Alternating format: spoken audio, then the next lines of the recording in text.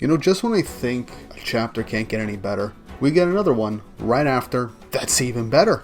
And I'm not gonna lie, this is probably like top 10 chapters in the series at this point, because not only was the action good, character growth and character interactions, I just felt all the payoff in this chapter for Tristan and Gawain and the ensuing battle at the very end. Not to mention some funny stuff that happened, and Tristan had like 2 really big moments in this chapter that made all the times he got the shit beat out of him in this arc just all the more worth. And Tristan fans, I don't think they'll be upset at all with this chapter. Gawain was also phenomenal in this chapter, though I wish he did a little bit more. The two of them showed they were a very good team, and Gawain even helps Tristan figure out a new asset to his own abilities that, I'm not gonna lie, power scalers are gonna go crazy for. And for certain videos, namely by me in the future, are gonna be influenced by this chapter with Tristan's recent feat. But before we get into the video, don't forget to like and subscribe, hit the notification bell for updates on future videos. Really helps and ensures you guys enjoy the content I make here on this channel. I cover Four Knights of the Apocalypse manga weekly, and I am very happy with how things are progressing with the manga. And not only that, but later this week, we will be getting the first episode of the Four Knights of the Apocalypse anime airing, and I am going to do my very best to cover the anime as well. As from the trailer, it really does seem like it's going to look great. But with all that out of the way, let's get right into the chapter.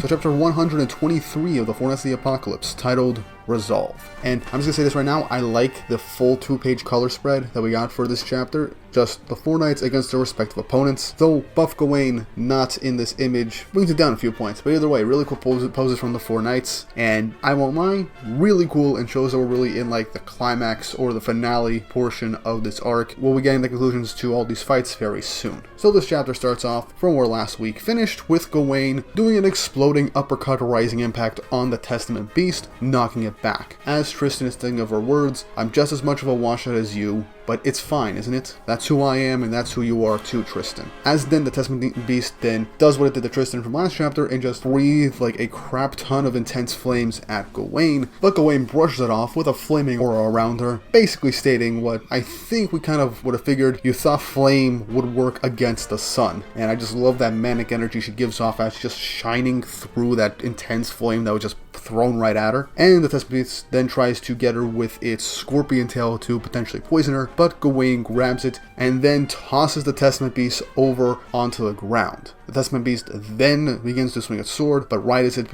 is about to hit Gawain, Tristan gets in the way and parries it, protecting her. And Tristan begins to state stuff that we all wanted him to say and realize this entire time. He says, "My father's himself, my mother is herself, and I me." Something I've been told many times by everyone around me, but somehow when you said it, it made sense. Now, this really does put into perspective that people have been saying this to Tristan basically his whole life, that he's not his parents, but obviously he didn't really take that to heart. But because Gawain said it, it finally clicked for him. Maybe it's because everything going on with her and her character, but it also probably just shows that these two have like an intrinsic connection, like kindred spirits. As Gawain basically said, they basically have gone through similar things. Obviously different stuff has happened in their lives, but the idea that they're washouts or outcasts compared to everyone else has a bit of a bond for them. And I just like that when Tristan just says, when Gawain said it, she just has like the most confident smile on her face as they're about to fight the Testament Beast in a nice tag team. And the action ensuing is actually going to be very cool. So the Testament Beast then jumps up and begins to swing its giant sword around Gawain and Tristan. As Gawain continues to continue the conversation by responding to Tristan, as the Testament Beast begins to swing its sword as they dodge, Gawain's like, "I'm sure what I said resonated with you because we're so much the same, I'm sure." Tristan says, "I'm not really sure about that. I'm hardly as arrogant as you are." And I just like that they're basically bantering back and forth as Gawain's just laughing, being like, "Oh sure, don't be shy." As the Testament Beast then begins to make another attack towards the pair, Gawain then casts a spell, Passionate Sun, hitting the Testament Beast square in the chest, engulfing it in flame. Now, really quick, I'm pretty sure a lot of people have basically pointed this out, but this looks a lot like the version of Cruel Sun that Mael uses when he got Sunshine back, and then when Escanor used when he was in his one or the ultimate one stage when they were fighting the Demon King. So again, I just love that Gawain has this power. I want to know how she got it, if it was similar with how what happened with Escanor, where it just chose another user, or if it was given to her by some reason or another, maybe by Merlin as people are speculating. But either way, I just love this panel. It's really cool, very destructive, showcasing the power of Gawain's sun power. But then Gawain brings up something that fans have been speculating from the last 2 chapters, and asks asks Tristan if he can go into that transformation he showed back in Leonis, his demon mark form. But Tristan just says, look, I can only do this for a few seconds. After that, I'll lose myself if I'm in there too long. And if I do, I know you and our friend will suffer for it. Now you'd think Gawain would be like, oh, I can handle this, don't worry. But Gawain just says, well, if I were fully charged, I could have stopped that, but right now, that's a tall order. So showcasing, yes, she is incredibly arrogant, but she acknowledges she's not at full strength, and if Tristan goes berserker, she most likely won't be able to stop it, thus scaling Tristan a bit higher than, not non-full power buff Gawain. So, showcases Gawain not at full power to Tristan right now, if he goes Demon Mark. Really interesting piece of information I'd just like to know, but it implies that Gawain at full power, could potentially stop Tristan or do a stalemate. I don't know that's 100% accurate. It could just be Gawain boasting a little bit, considering she doesn't know for sure. But I'd like to think that at some point, relatively even at their current points in strength. But as the Testament Beast breaks out of the flame, Gawain lunges forward and says, we'll just have to outlast it and outstrike it. As Gawain then goes with a barrage of punches attacking the Testament Beast, knocking it back multiple times, as it then grabs Gawain. But when it does grab Gawain, Tristan unleashes Shooting Star, hitting the beast with a barrage of light attacks. But the Testament Beast isn't really getting dealt with too much damage. As Gawain points out, that this is probably the Chaos Staff at work, giving the Testament Beast a crap ton of resistance to light magic, which is a demon's greatest weakness. But then the Testament Beast then turns back and launches a darkness fireball right at Tristan, causing a huge explosion,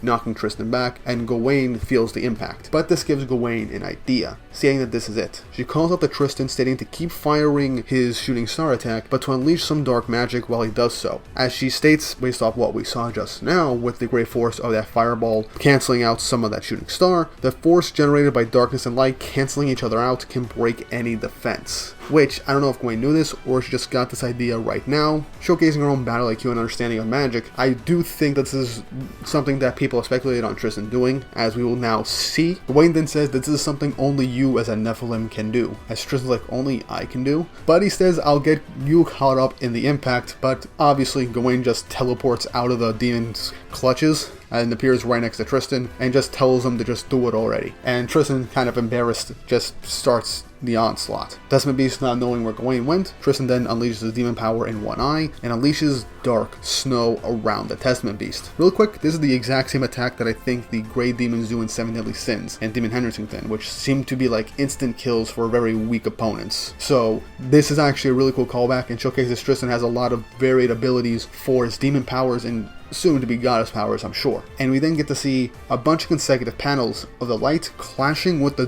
dark snow, as it then starts to create holes breaking through the Testament Beast, as Tristan then unleashes an onslaught of these Shooting Star attacks on the dark snow, creating a brand new attack called Annihilation in a nice 2-page spread. And as we see with this utter destruction, the Testament Beast is turned into Swiss cheese. I'm not gonna lie, this is kind of brutal, but also very cool, because Tristan did something that all us fans have been speculating he would eventually figure out, and that is combining light and dark magic. But now, in this manner that he's done so, he created a brand new attack that basically just erases anything or annihilates anything within the vicinity of these two powers canceling each other out. Not in the particular way I thought his powers would be utilized, but this is very creative, and I think this gives Tristan a new sense of destructive power. And as the Testament Beast is there, basically reeling from the pain of that destruction, Gawain says that her magic is basically tapped out, and Tristan says, I'm kind of running on empty too, as the two of them just fall out of the sky and onto the ground, Gawain visibly outside of her buff form, and Tristan loses wings as the two of them fall to the ground, as Chin and Isolde watch on as they just plop onto the ground. The Testament Beast then looks over